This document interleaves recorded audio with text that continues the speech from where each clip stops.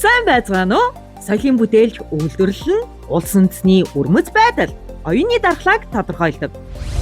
Энэ агуулгын хүрээнд соёлын яамнаас аж үйлдвэрлэлийн дүргээр хувьсал ба соёлын бүтээлч үйлдвэрлэл зөвлөгөөнийг 2022 оны 11 сарын 30-ны өдөр Монголын үндэсний худалдаа аж үйлдвэрлэлийн танхим зохион байгуулах гэж байна.